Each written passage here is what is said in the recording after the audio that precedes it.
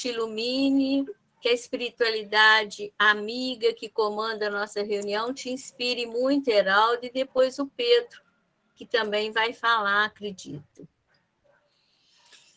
Bom, obrigado, Celinha, boa noite a todos.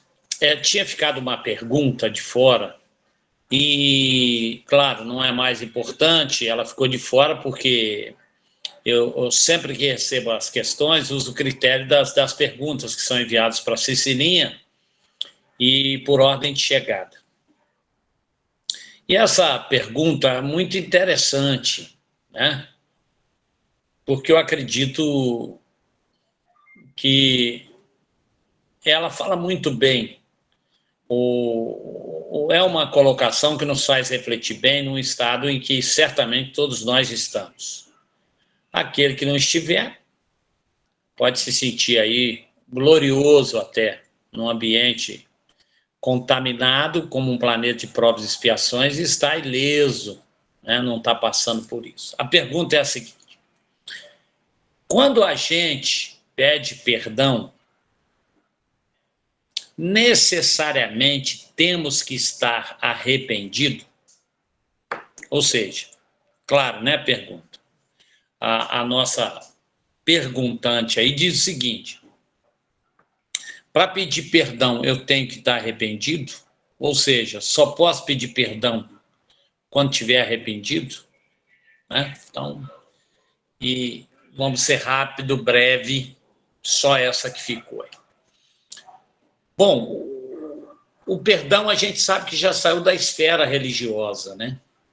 Ele hoje está na esfera da psicologia, está na esfera, né, médica, de saúde mental, né? Perdão é hoje uma prática aceita, né, como um grande promotor aí da nossa paz interior, da nossa tranquilidade, da alegria, né? Então a gente vê que as terapêuticas da medicina já se utilizam, né, do perdão como algo, tomou uma relevância muito grande para a manutenção da paz, da alegria, da tranquilidade. E eu queria, de uma forma breve, analisar, do ponto de vista da doutrina espírita, obviamente, o perdão no enfoque de 3 situações básicas, né? A primeira é uma pergunta: será que Deus nos perdoa? Porque a gente pede perdão a Deus, né? A segunda é a circunstância quando nós perdoamos alguém. E a terceira não poderia deixar de estar aqui, que também é muito utilizada, se não deveria também, é quando nós nos perdoamos. O auto-perdão, né? Na verdade, qual é a relevância do perdão hoje nas nossas vidas, né? A gente precisa analisar que quando a gente toma conhecimento com o cristianismo, da doutrina cristã, dos preceitos morais da doutrina cristã, a gente é remetido a algo muito impactante. A gente sabe do capítulo lá do Evangelho, né, o perdão incondicional lá, o capítulo 12, amai os vossos inimigos, né? Então, todos nós sabemos o quanto é um mandamento, né? É imperativo amar os inimigos, que isso, obviamente, diz-nos a respeito do perdão. Bom, durante a nossa vida, nós experimentamos uma série de situações, né, em que nós necessariamente precisamos utilizá-los, né? Ou seja, a gente precisa praticar o perdão no lar, a gente precisa praticar o perdão no trabalho, no convívio social, né? Nas pequenas coisas do cotidiano, de todo dia, né? A gente tem que estar ali tomando um cuidado danado, porque tem que relevar, tem que perdoar, né? E, na verdade, por quê, né? Por quê? Por que é tão imperativo e Jesus colocava isso no dia a dia mesmo? Hoje a gente entende um pouco mais, né? Porque eu comparo o perdão ao treinamento de um atleta de alto rendimento, né? Ou seja, treina muito todos os dias para poder alcançar altos índices, né? Para poder ter um desempenho de altos índices, né? Então, a gente precisa usar esse treino do perdoar nas pequenas mágoas para que a gente possa estar treinado nas grandes, né? Então, o perdão já se faz isso. A questão número 661, lá do Livro dos Espíritos, ela diz exatamente se nós poderemos, de forma útil, pedir a Deus que perdoe as nossas faltas. Né? Então, Kardec faz essa colocação. E os Espíritos respondem que Deus sabe discernir entre o bem e o mal, né? Eles falam, em síntese, é bem isso lá, né? E que, portanto, se Deus sabe discernir entre o bem e o mal, a prece, a oração não vai esconder as nossas faltas. Né? Ou seja, aquele que pede perdão a Deus, está dizendo lá o Espírito da Verdade, né? Pelas suas faltas, só vai obter, né, esse perdão se mudar a sua forma de proceder.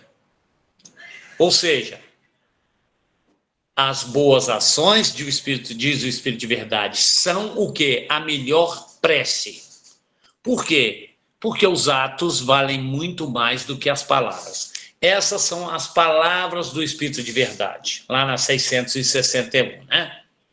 Ou seja, o que precisa ser bem frisado para nós? Primeiro, que os Espíritos, a doutrina espírita deixa muito clara, só se obtém perdão mudando de comportamento, mudando de procedimento. Porque é simples de entender. Por que só o arrependimento não basta? E aí nós estamos falando de uma visão da doutrina espírita que é muito importante, porque todo o ramo cristão, com exceção da doutrina espírita, basta o arrependimento. E a doutrina espírita vem dizer, o arrependimento só não basta. Então, tem aí uma diferença, uma bifurcação nesse caminho muito grande, que aqui não trata de melhor e de pior, mas é preciso que nós, principalmente nós espíritas, que na grande maioria somos originários do ramo cristão, mas de outras colorações religiosas, talvez a grande maioria católica, né? A doutrina espírita nos recebe dizendo, olha, só se obtém o perdão das faltas se mudarmos o procedimento. Ou seja, arrepender só não nos exime das responsabilidades, das nossas faltas. Por quê? Simples de entender. Né? Porque a gente consegue se arrepender de uma série de coisas, mas sem precisar mudar os valores. Isso, na ótica espírita, não tem validade. Na ótica espírita, por exemplo, a gente tem medo de avançar o sinal, por quê? E quando avança, se arrepende. Por quê? Porque vai pagar uma multa. Aí a gente fica arrependido de ter... Por que eu não fui mais cauteloso, né? A gente morre de medo de ser preso, se cometer algo aí que esteja ilegal. Então, veja bem, a gente se arrepende, mas com medo de ser preso, com medo de ter que pagar uma multa por infringir uma lei de trânsito, né? Então, para Deus o que importa é o arrependimento, mas não é esse arrependimento. É o arrependimento por ter contrariado as leis divinas, por ter agido contra os valores morais. Isso está claro para nós? O arrependimento só não basta? Se o arrependimento só não basta, é preciso que a gente, além de arrepender-se, tome consciência, não é verdade? Isso é bem claro para nós, né? Porque todas as vezes em que nós nos arrependemos de algo e que nos gera, nos provoca uma dor profunda, isso é uma tomada de consciência. Não é? Ou seja, isso nos mostra que esse tipo de arrependimento que gera em nós uma dor profunda é, sem dúvida alguma, uma tomada de consciência. E, em seguida, a doutrina espírita nos coloca, em relação ao arrependimento, qual o primeiro passo? Está muito claro, agir para reparar o mal. Não é assim? Mas não é só também agir para reparar o mal. É preciso que isso também provoque em nós uma atitude para que a gente possa introjetar dentro de nós o quê? Valores que se consolidem, que sejam esses valores os grandes responsáveis para que nós não cometamos mais os mesmos erros, né? Ou seja, a questão 661 é importante porque, né, que o perdão vai vir de acordo com como nós procedermos em relação às leis divinas, que está lá na questão 30, se a gente se remeter à questão 30 do Livro dos Espíritos. A grande pergunta também que poderia surgir daí é a questão de que nós podemos distinguir bem a questão do bem e do mal? Será que todas as vezes que nós erramos conscientemente? Conscientemente, sim. Ainda o homem velho fala por nós, porque também a doutrina espírita, os espíritos nos dizem, né? O que é o bem? É tudo aquilo que é o quê? Conforme a lei de Deus. E o mal é o que lhe é contrário. Isso nós já lemos aí, já vimos, já estudamos. Volta e meia essas colocações vêm, né? Então, o bem, fazer o bem é proceder de acordo com as leis divinas. Fazer o mal é infringir essas mesmas leis divinas, né? Para que não fique dúvida nenhuma, uma coisa interessante é a questão 632, lá do Livro dos Espíritos. Ela não deixa dúvida nenhuma, né? A 632, ela fala assim, o Kardec expõe lá. Se nós estamos sujeitos ao erro, né? O homem não pode, então, se enganar na apreciação do bem e do mal e quer que pratica o bem quando, na verdade, está praticando o mal. Ou seja, ele tem a plena consciência, muitas das vezes ele está agindo, né, de determinada forma, sem imaginar que esse mal, e os espíritos respondem. Numa outra lição fantástica, simples e que nós conhecemos. O que eles falam lá na 632? É uma coisa que nós sabemos. Ó, Jesus disse, diz o Espírito de Verdade, vede o que queríeis que vos fizessem e o que não vos fizessem. Tudo se resume nisso, diz o Espírito de Verdade. Não vos enganareis. Então, a medida somos nós. O que eu gostaria que me fizesse, o que eu não gostaria que me fizesse, né? Por outro lado, né, se o arrependimento não nos livra do sofrimento pelo mal feito, né,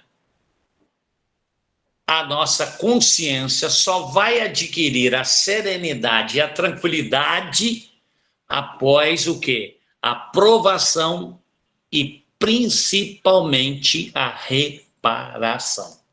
Então, veja bem, pode parecer detalhe, mas é muito diferente, porque nós tivemos o conhecimento cristalizado em relação ao perdão, que arrepender só basta. E que, na verdade, o arrependimento não livra-nos do sofrimento. Certo? A nossa consciência só adquire a tranquilidade após a provação e, principalmente, a reparação. Geraldo, E, por fim, pois não.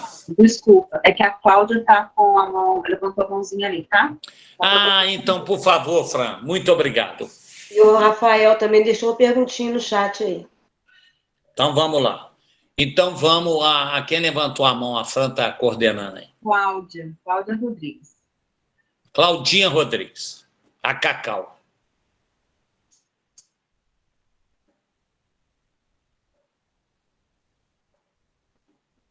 Será que ela esbarrou sem querer? Pode ser. Pode ser. Então, O Rafael está no chat.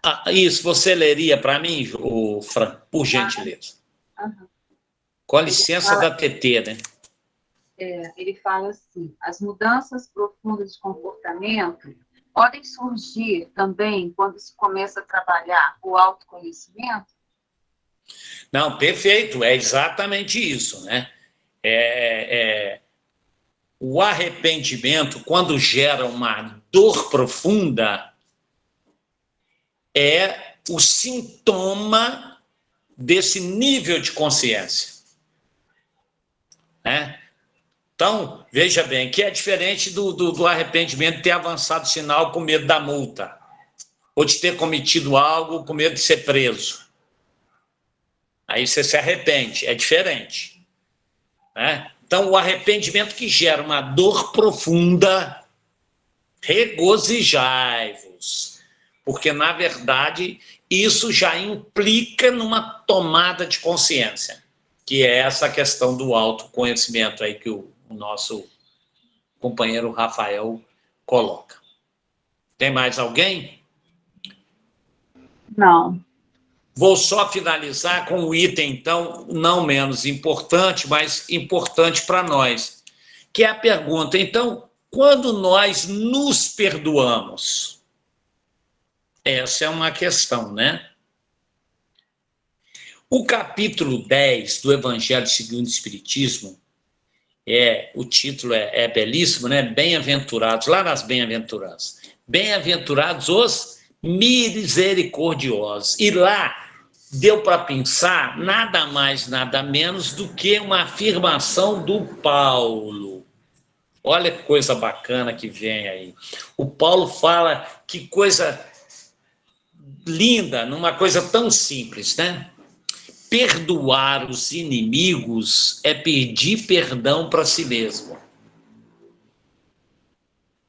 Ou seja, todas as vezes em que nós nos exercitamos, gente, claro que eu estou falando e não preciso aqui ficar repetindo, porque todos nós somos humanos, né? E que a gente sabe da dificuldade de efetivamente perdoar, né? Desse perdão aí, né? Dessa dor quando impingimos um mal a alguém, né? Mas principalmente quando somos atingidos por alguém, porque a gente ainda tem uma facilidade de encaminhar o comportamento para a vitimização, né? Isso a gente tem muito, né? Há uma tendência muito grande, a gente se esquece até de analisar o quanto já tivemos na outra posição, né? Então, nessa hora de vítima, a gente quer tirar a diferença para justificar tudo aquilo que fizemos, né? Ou seja, se pedir perdão, né, perdoar os inimigos é pedir perdão para si mesmo, obviamente que perdoar os amigos é o quê? É, sem dúvida alguma, uma prova de fraternidade extrema, né? E o Paulo diz que todas as vezes em que nós perdoamos as ofensas, isso nos mostra para nós mesmos que estamos nos tornando melhores do que antes. Ou seja, todas as vezes em que nós relevamos com sinceridade uma ofensa, isso é uma característica de melhoria interior, né? Portanto, para Paulo, exercitar o perdão ao outro, né, é também o exercício do auto-perdão, porque um é a consequência do outro. não é? O exercício de perdoar, né? Por quê? Quando eu perdoo o outro, é um exercício de auto-perdão. Por quê? Porque o nosso comportamento qual é? Nós somos exatamente com o outro como nós somos conosco mesmo. Essa é a primeira coisa. Lá no livro Céu e Inferno, ou A Justiça Divina segundo o Espiritismo, né? Ele coloca, deixa bem claro, quem se propuser a fazer uma leitura bem detalhadinha, vai ver que a psicoterapia do perdão ali, do auto-perdão, né, sincero, verdadeiro, ele sempre vai exigir, envolver atividades reparadoras. Ou seja, o auto-perdão, ele não é uma coisa estática, vitimizada, percebe? Ele nos move em direção à ação reparadora, uma atividade reparadora, a tomada de iniciativa no perdão em relação ao outro. Ou seja, as mágoas, os ressentimentos, os sentimentos de culpa que residem em nós devem ser considerados como despertador que toca um sinal de alerta de que alguma coisa na nossa conduta está equivocada, porque a gente tende a ter os olhos mais aguçados para quem nos magoou. Mas a mágoa residente em nós, não é? Ou seja, esse sentimento de culpa das nossas ações, volto a dizer, são sinais de alerta de que há alguma coisa equivocada na nossa conduta. E que, obviamente, precisamos estar atentos e começar a trabalhar a porta de entrada do perdão. Qual é a porta de entrada do perdão? Qual é o comportamento inicial na trajetória desse perdão? É a tolerância.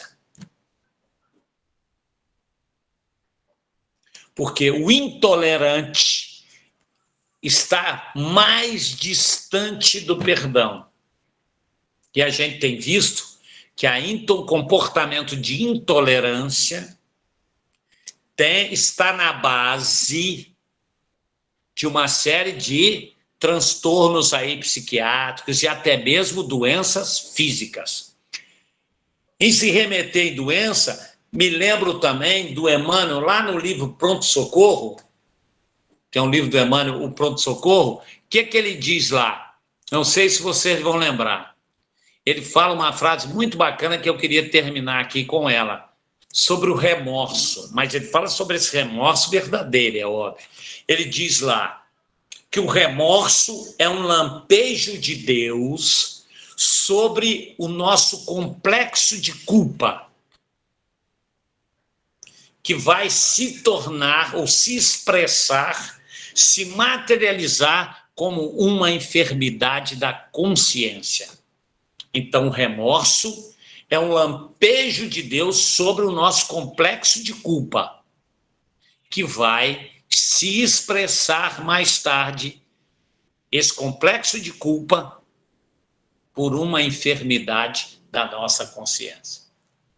Tá aí, Pedrão, desculpa aí, mas precisávamos falar da questão, claro, Marlede, das doenças de cunho aí psicossomáticas, né?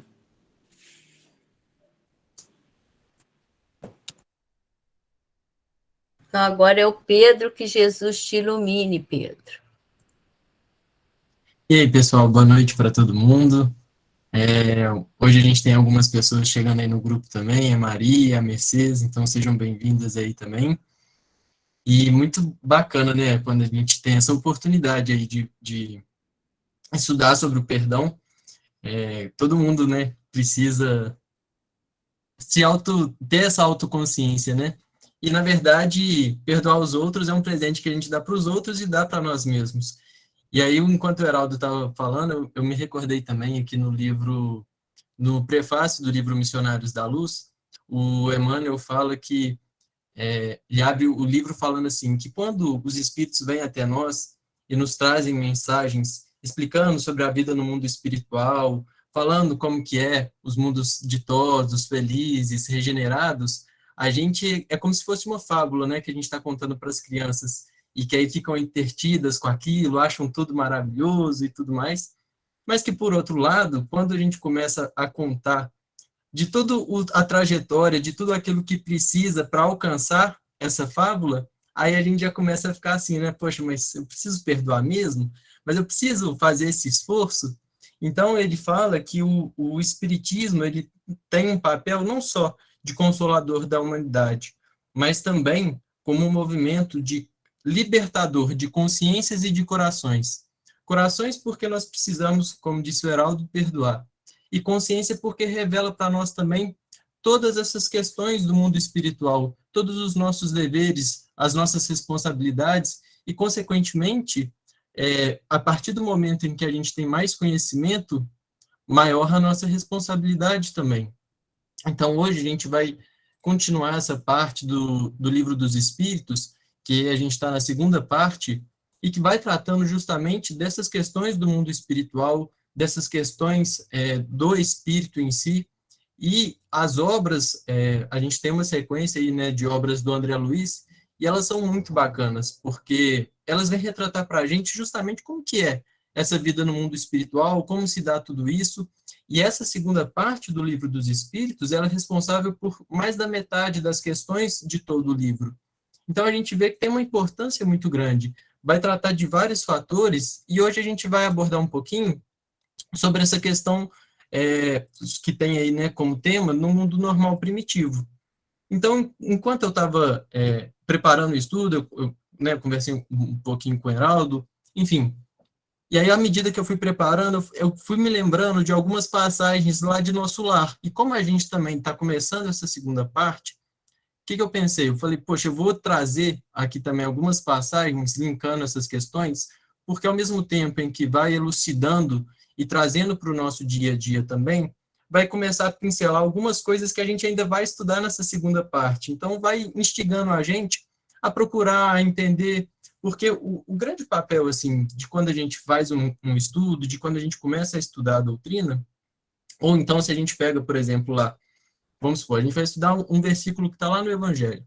A gente pega aquele versículo, então a gente vai entender o que quer dizer aquelas palavras, se tem alguma palavra que a gente não conhece, quem que disse aquilo, qual foi o contexto histórico, se tem algum sentido além daquele literal, se tem algum sentido espiritual por trás daquelas palavras. Então, a partir do momento que a gente faz isso tudo, a gente vai para uma segunda etapa de falar assim, poxa, e agora, o que a doutrina espírita tem a nos dizer isso? E aí a gente começa a linkar essas obras. E o terceiro, e não menos importante, na verdade o mais importante, é a gente se situar nessa passagem.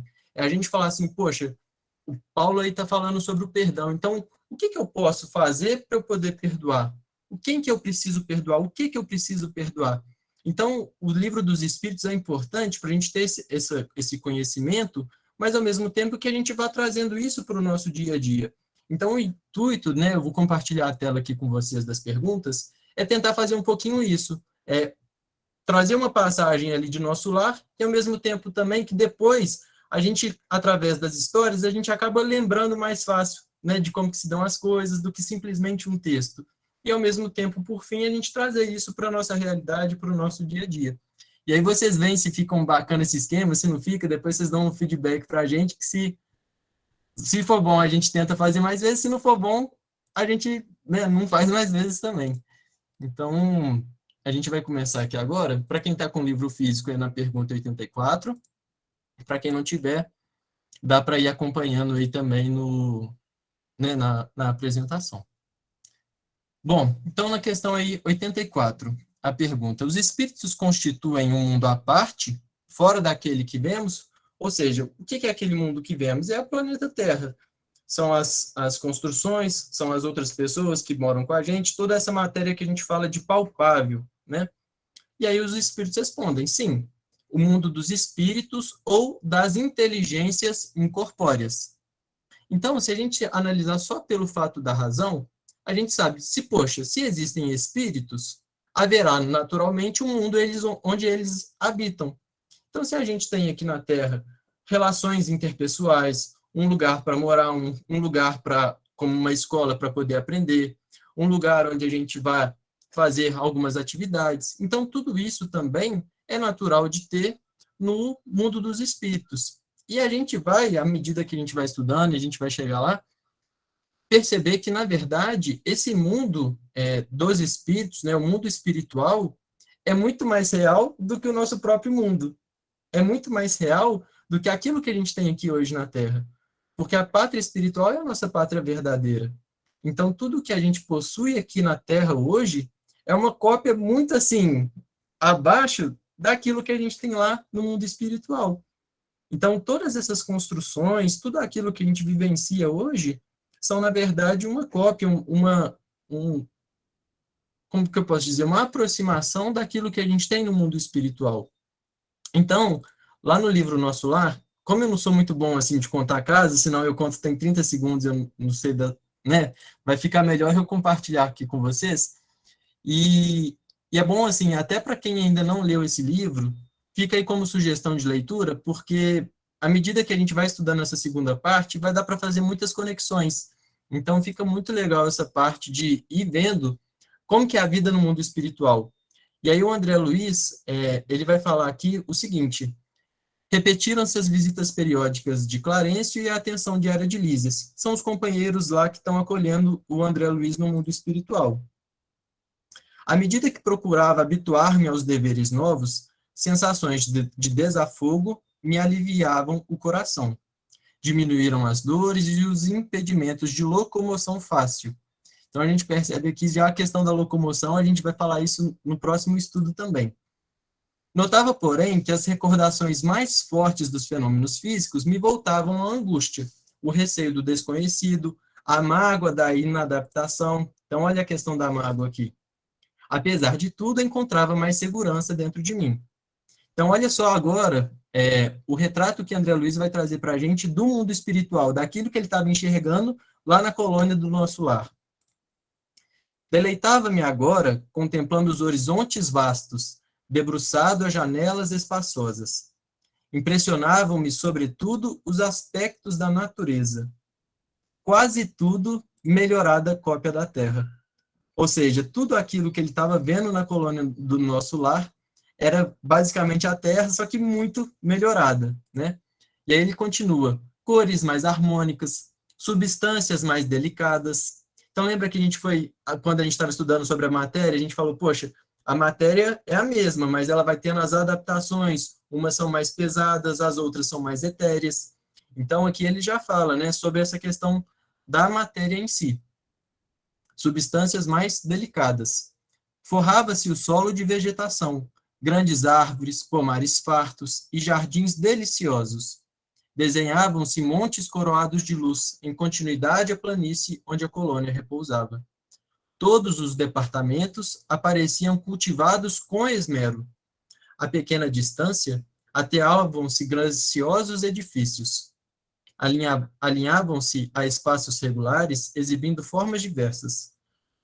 Nenhum sem flores à entrada, destacando-se algumas casinhas encantadoras, cercados por muros de era, onde rosas diferentes desabrochavam aqui e ali, adornando o verde de cambiantes variados.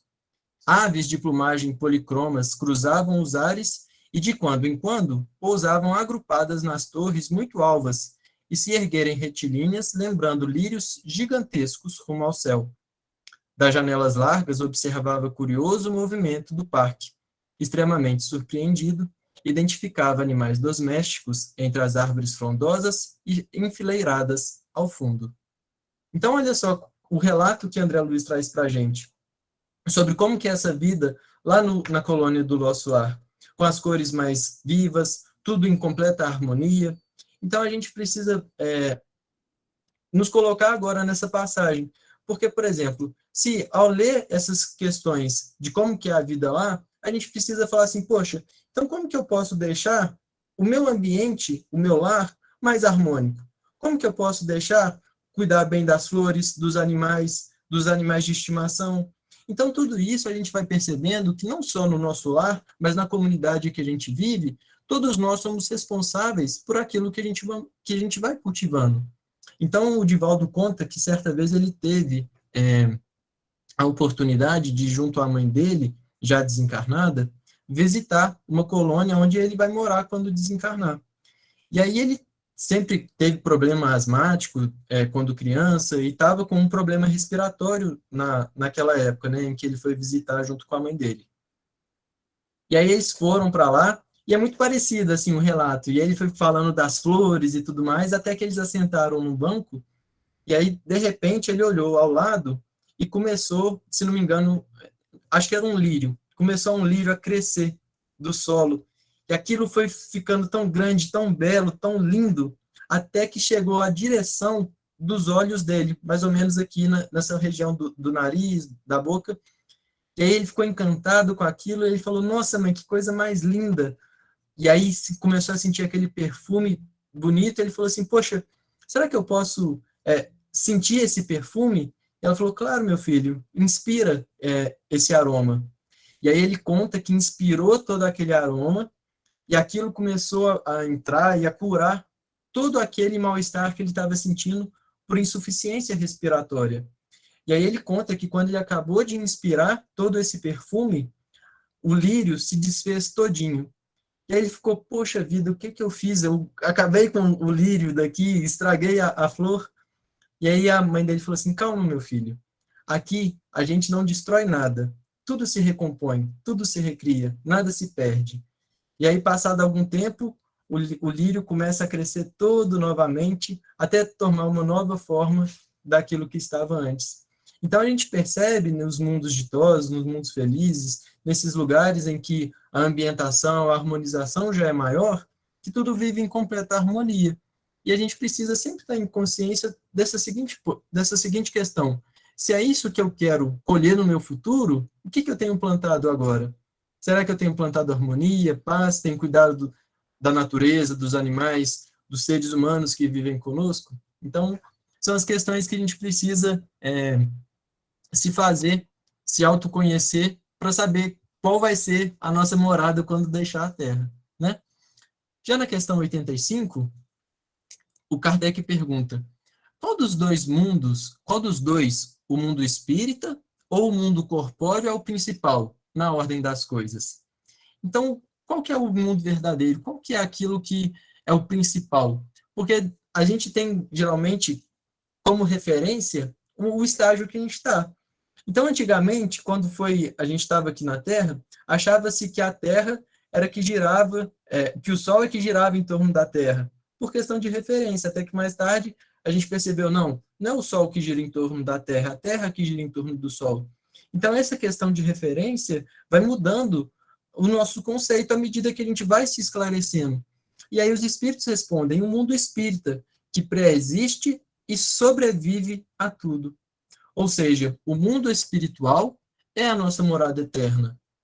O mundo físico, esse mundo corpóreo, esse mundo aqui na Terra, é apenas transitório, como sendo o estágio em que a gente busca o nosso despertar. Então, na verdade, existe um mundo só espiritual, e todos os globos, todos esses outros planetas, são momentos em que a gente passa para poder justamente ir se depurando, ir melhorando e cumprindo as nossas provas, as nossas expiações, a fim de ir melhorando a nossa escala evolutiva, ir melhorando os nossos defeitos, angariando mais qualidades morais e intelectuais, a fim de alcançar uma vida mais feliz, mais ditosa. Então, a gente já percebeu que no mundo espiritual existem também essas cidades, essas colônias, a gente sabe disso, mas, por outro lado, também é uma matéria diferente, né, daquela que a gente tem aqui na Terra. Então, quando o André Luiz fala lá, né, no nosso lar, em que ele ficou, né, que ele toma água e fica com a água na boca, é claro que não é a mesma característica da água que a gente tem aqui. É uma matéria adaptada, é uma água adaptada para aquelas condições. Então, tudo é uma questão mesmo de transição. O que não é transitório é o mundo espiritual. E da mesma forma que a gente tem esses mundos mais elevados, mais ditosos, a gente sabe também que existem os mundos inferiores. E a gente vai se reunir à medida com que nós nos sintonizamos com essas outras pessoas, com esses outros espíritos. Então, a nossa faixa vibratória é que vai ditar, poxa, onde que eu vou estar?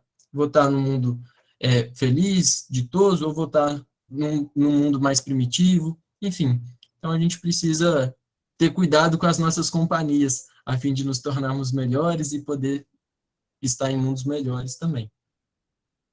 Alguma dúvida até então? Ou podemos ir seguindo? Vamos lá, questão 86. O mundo corporal poderia deixar de existir ou nunca ter existido sem que isso alterasse a essência do mundo espírita? Ou seja, como a gente viu que o mundo espiritual é o principal, é o que sobrepõe a tudo e que sobrevive a tudo, será que podem esses outros mundos deixar de existir sem alterar a questão do mundo espiritual? E aí eles respondem, de certo, eles são independentes, ou seja, um não depende do outro. Contudo, é incessante a correlação entre ambos, porquanto um sobre o outro incessantemente reagem. Então, olha só, incessantemente reagem. Tem uma questão aqui do Livro dos Espíritos que eles falam, né, que, na verdade, são os espíritos que nos dirigem muito mais, né? Então, a gente não tem nem noção de quantos espíritos, dos nossos guias e mentores, de quanto eles nos ajudam diariamente, através de inspirações, de bons conselhos. Então, essas vidas, elas vão interpenetrando na outra. Da mesma forma em que eu estou aqui e estou conversando com vocês, eu estou interferindo na vida de vocês, os espíritos também vêm conversar conosco, sejam eles superiores ou inferiores. Vêm nos inspirar, vêm nos dar conselhos, ou então vêm nos tentar dar maus conselhos também. Então, a gente precisa estar sempre cuidado, vigiar e orar. Então, esse intercâmbio, essa inter-relação sempre existe, da mesma forma também em que nós, encarnados, interferimos no mundo espiritual, estamos em contato no mundo espiritual. Então, nós também exercemos essa influência neles. E a gente precisa sempre entender que se existem esses dois planos, se existem o mundo espiritual e esses mundos materiais, é porque é necessário ser assim, a gente precisa da matéria para progredir. A gente sabe que nada acontece por acaso, que tudo tem um motivo, né, de Deus ter criado todos estes mundos, as galáxias. Então, a gente precisa aprender a compreender, a aceitar, a se resignar e cumprir os nossos desígnios em cada etapa da vida, né, sem pular etapas. Então, a gente sabe, por exemplo, que a gente está aqui agora nessa reunião e que não só temos aqui algumas pessoas reunidas, encarnadas, mas muito mais também de espíritos desencarnados. Ou seja, espíritos no mundo espiritual, vamos dizer assim, só para facilitar, que eles vêm, não só os nossos guias e mentores, para nos orientar, para amparar a reunião, mas espíritos também que estão da mesma forma que a gente está aqui estudando e aprendendo, que eles vieram também estudar e aprender. Então, esse intercâmbio existe. E isso geralmente é muito fácil para a gente compreender. A gente, né, sabe que eles estão sempre ao nosso lado no Evangelho, enfim.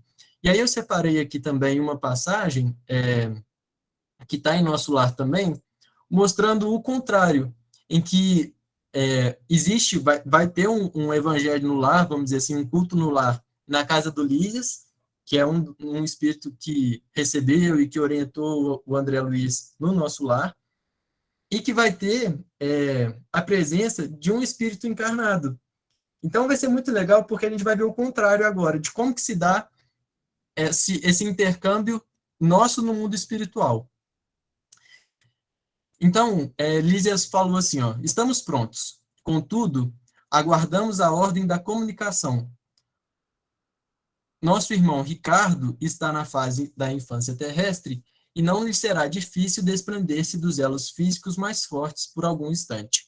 Então, só para entender aqui, o Ricardo é parente do Lísias, da mãe do Lísias, enfim, de alguns outros espíritos que estão ali no Evangelho no Lar e que ele está encarnado, ele está como criança aqui na Terra e vai participar desse Evangelho lá no Lar, desse Evangelho no Lar, na colônia.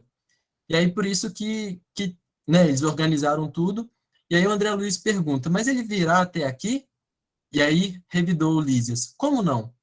Nem todos os encarnados se agrilhoam ao solo da terra. Como os pombos-correios que vivem por vezes longo tempo de serviço entre duas regiões, espíritos há que vivem por lá entre dois mundos.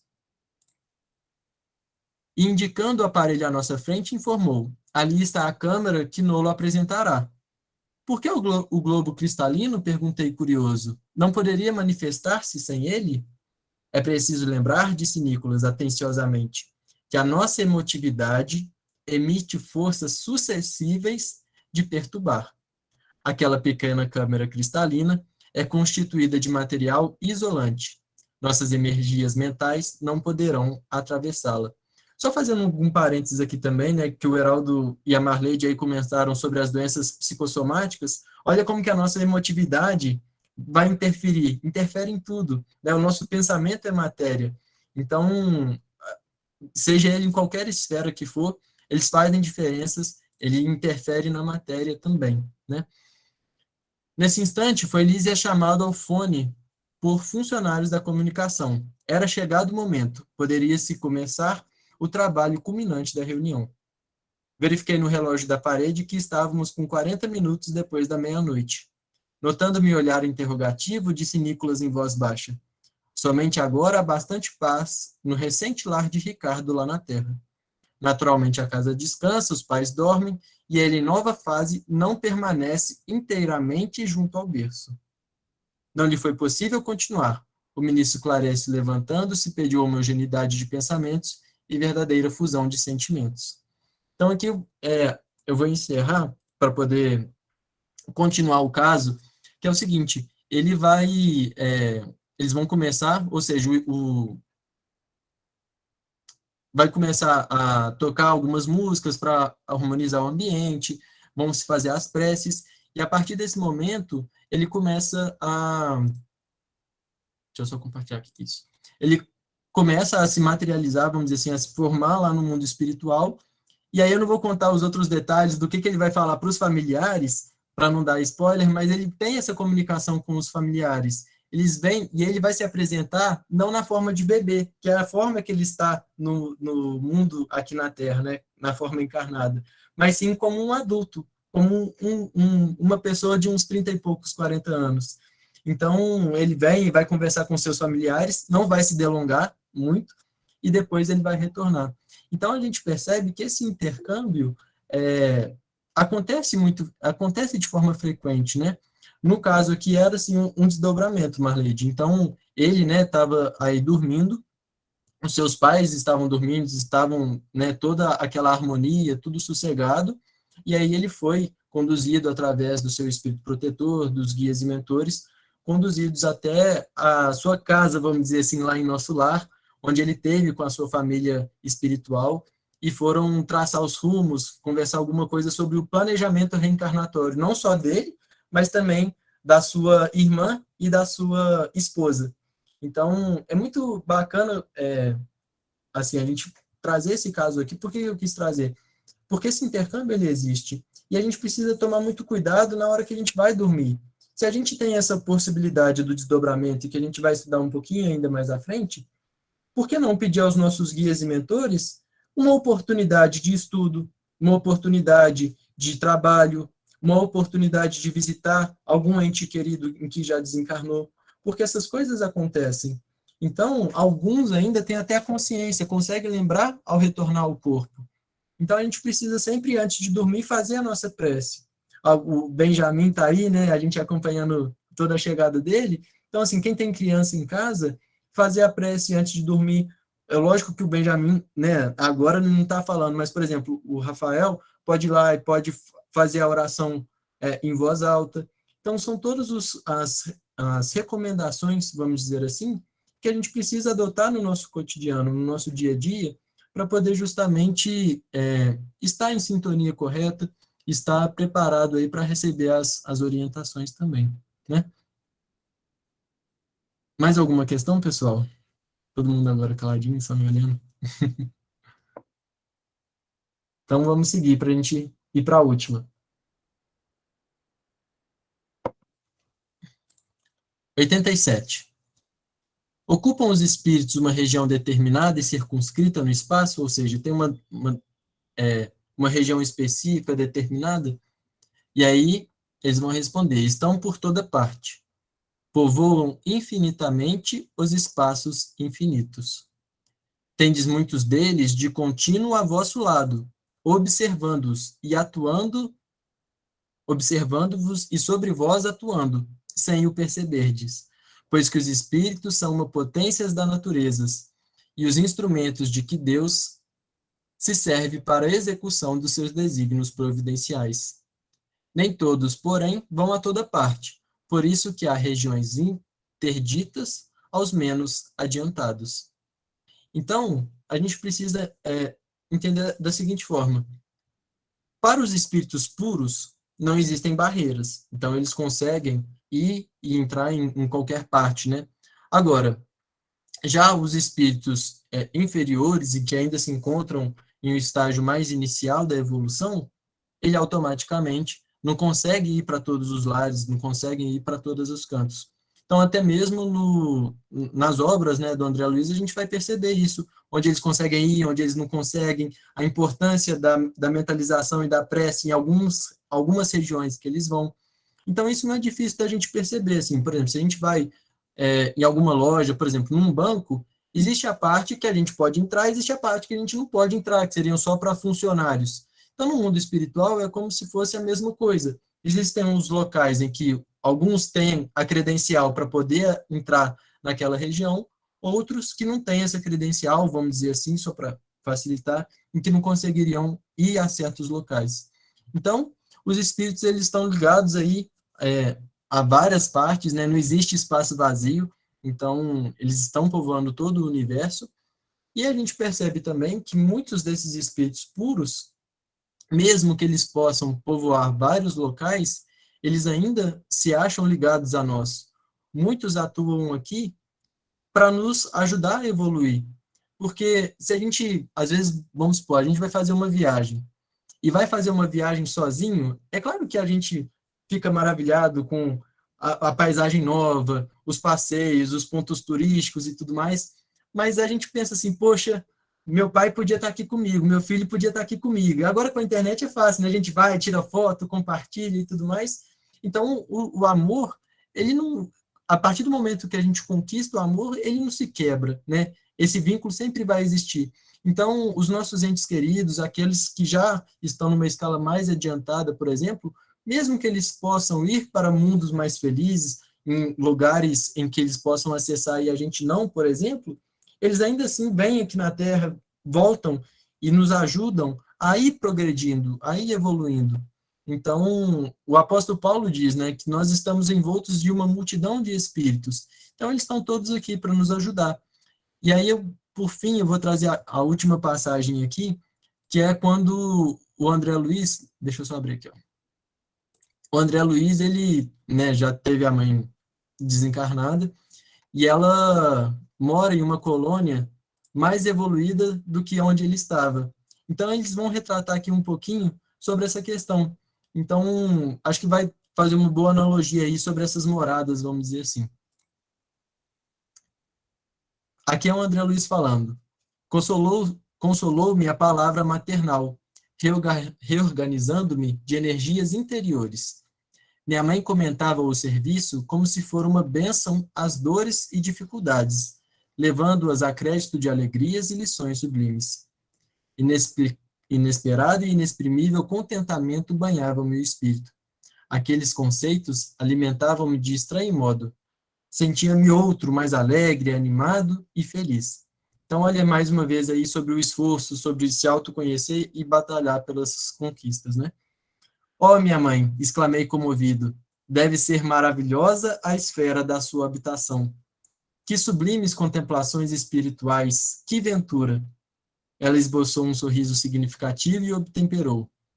A esfera elevada, meu filho, requer sempre mais trabalho, maior abnegação. Não suponhas que tua mãe permaneça em visões beatíficas, me perdoe em português, à distância dos deveres justos. Devo fazer-te sentir, no entanto, que minhas palavras não representam qualquer nota de tristeza na situação em que me encontro. É antes revelação de responsabilidade necessária. Desde que voltei da Terra, tenho trabalhado intensamente pela nossa renovação espiritual. muitas entidades desencarnando permanecem agarradas ao lar terrestre, a pretexto de muito amarem os que demoram no mundo carnal. Ensinaram-me aqui, todavia, que o verdadeiro amor, para transbordar em benefícios, precisa trabalhar sempre. Desde minha vida, então, procuro esforçar-me por conquistar o direito de ajudar aqueles que tanto amo. Então, olha só, ela, desde que desencarnou, ela vem trabalhando não só pela sua própria evolução espiritual, mas principalmente pela evolução daqueles que ainda estavam aqui na crosta terrestre, né? Então, aí o André Luiz vai perguntar agora, e meu pai? Perguntei, onde está? Por que não veio com a senhora? Minha mãe estampou singular expressão no rosto e respondeu, ah, teu pai, há 12 anos que está numa zona de trevas compactas no umbral. Na terra, sempre nos parecera fiel às tradições da família, arraigado ao cavalheirismo do alto comércio, a cujos quadros pertenceu até o fim da existência, e ao fervor do culto externo em matéria religiosa. Mas, no fundo, era fraco e mantinha ligações clandestinas fora do nosso lar. 2 delas estavam mentalmente ligadas à vasta rede de entidades maléficas, e tão logo desencarnou o meu pobre Laerte, a passagem no umbral lhe foi muito amarga, porque as desventuradas criaturas, a quem fizera muitas promessas, aguardavam-no ansiosas, pretendendo-o de novo nas teias da ilusão. A princípio ele quis reagir, esforçando por encontrar-me, mas não pôde compreender que após a morte do corpo físico, a alma se encontra tal qual vive intrinsecamente. Laerte, portanto, não percebeu minha presença espiritual, nem a assistência desvelada de outros amigos nossos. Tendo gasto muitos anos a fingir, viciara a visão espiritual, restringira o padrão vibratório, e o resultado foi achar-se tão só na companhia das relações que cultivara irrefletidamente pela mente e pelo coração. Os princípios da família e o amor ao nosso nome ocuparam há algum tempo o seu espírito. De algum modo lutou, repelindo as tentações, mas caiu afinal novamente, enredado na sombra, por falta de perseverança no bom e reto pensamento. Então a gente percebe que aquele céu fácil, em que o mero arrependimento, ou que algumas palavras repetidas da boca para fora, vão nos garantir uma vida futura tranquila. Mas não é assim. Só o arrependimento e a reparação, como o Heraldo trouxe para a gente aí do céu e inferno, é que vão garantir para nós a felicidade futura. Então a gente vai viver no mundo espiritual de acordo com a nossa própria vida aqui na Terra. Então por isso que é importante a gente refletir o que eu tenho plantado, quais são as promessas que eu tenho feito, como que tem sido a minha vida aqui, né? Celinha. Ô Pedro, é muito interessante essa colocação e essa passagem, lembrando da reunião passada, quando ele fala da sombra e daquilo que a gente esconde na nossa sombra, né? E que a gente faz que é bonzinho às vezes, e até se acha que está certo, que a gente reprime certas coisas, né? Então é muito interessante que faz um link, né, com o que a gente estudou com o Anderson também semana passada.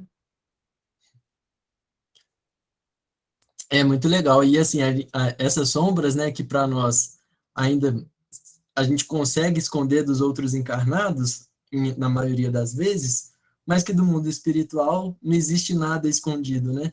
Então, isso vem à tona, né? E vem automaticamente nos levar para os nossos caminhos.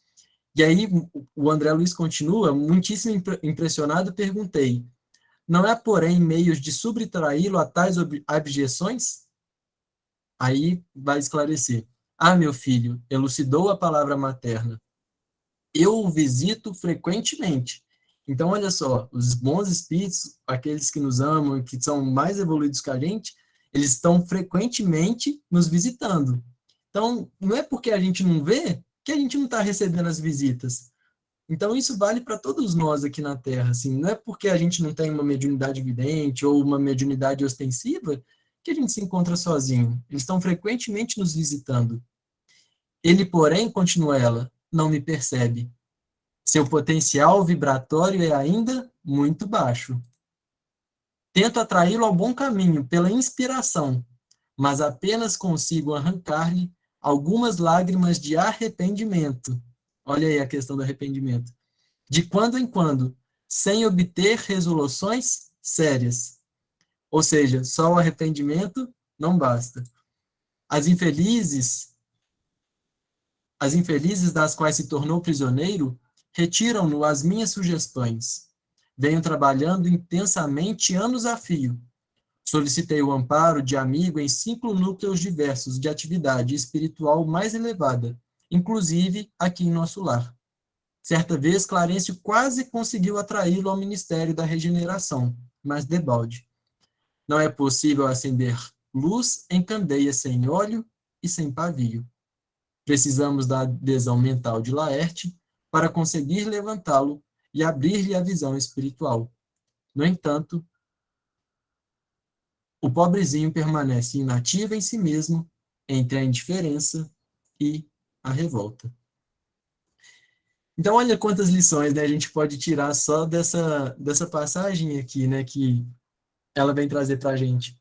Então, os espíritos podem fazer tudo pela gente, né? Podem nos inspirar, podem ficar ali dia e noite ao nosso lado, tentando nos reerguer, nos inspirar aos bons caminhos. Mas a gente precisa cooperar.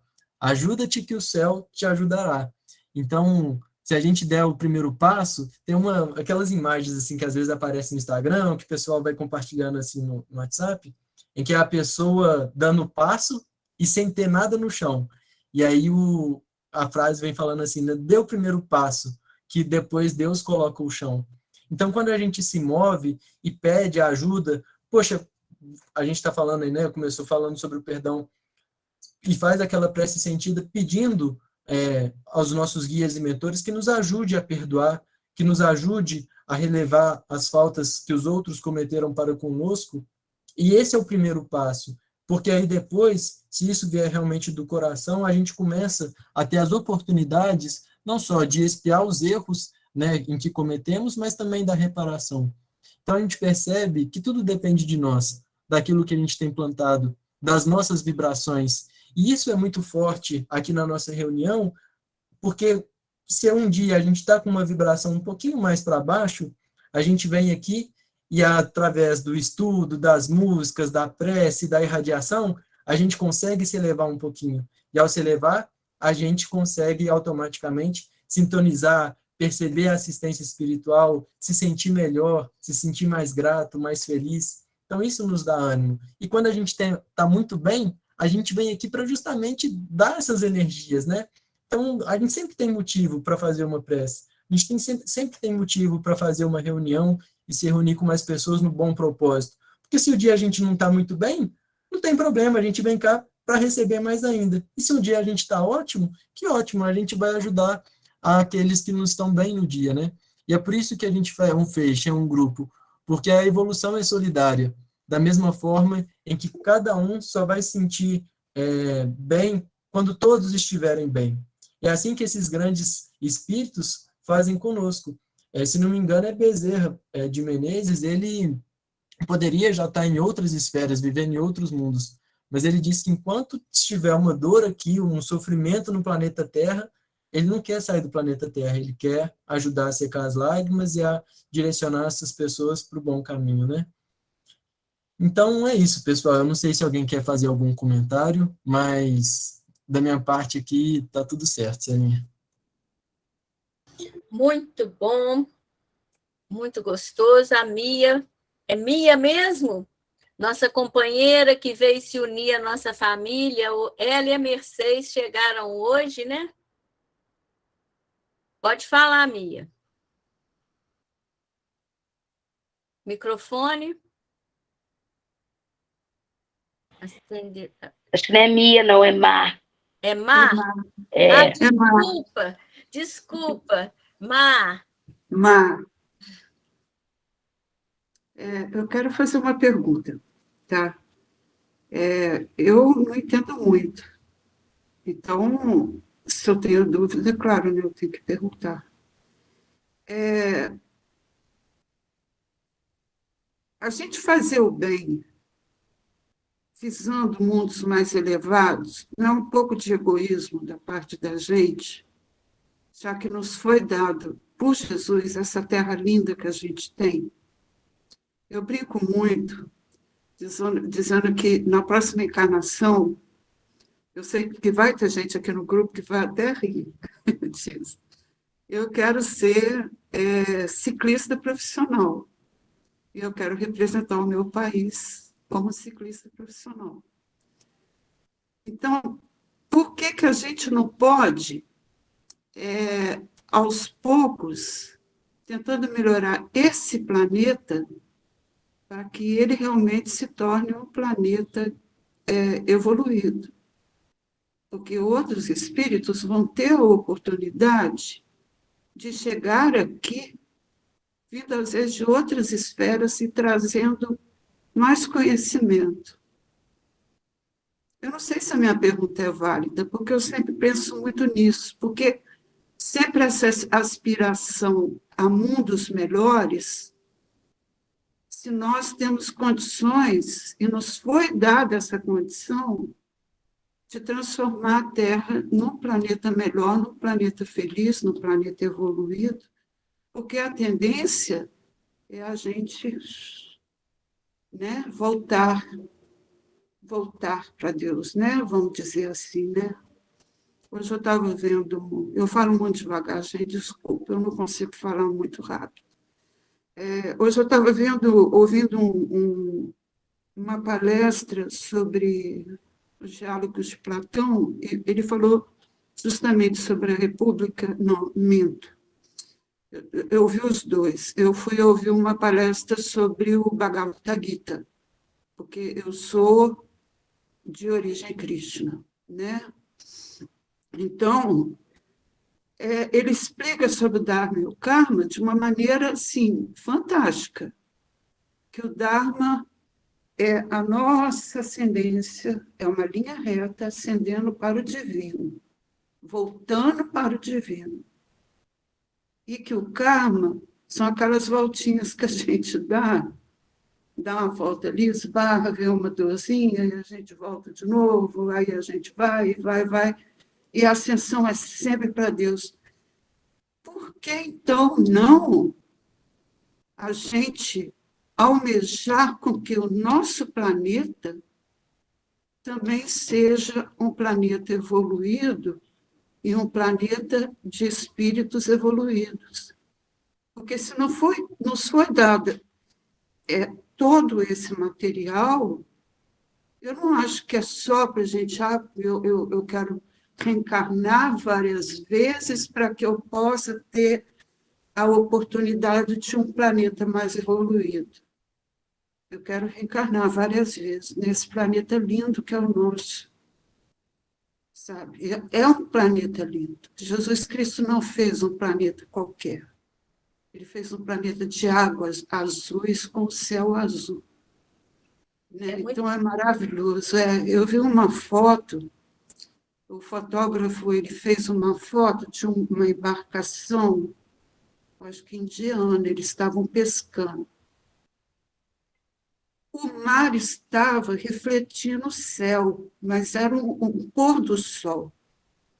E ele não pegou a linha do horizonte, parecia que aquilo era uma coisa só. Gente, como é que isso não é bonito? Aproveitando a fala da Mar, agora eu acertei, nós vamos fazer o seguinte, vamos deixar a pergunta para o próximo Pingar Fogo, mas vamos aproveitar a fala dela e vamos fazer isso que ela sugeriu. Vamos passar agora para a segunda parte, que nós vamos irradiar e não só vibrar para o nosso planeta, vibrarmos para a nossa humanidade, para toda essa família que está reunida, encarnada e desencarnada aqui presente, procurar nos conectarmos um pouco mais com o plano superior, vibrando e trazendo toda essa energia. Vamos, então, unir-nos nesse trabalho, que o Edson nos ajude fazendo a conexão através da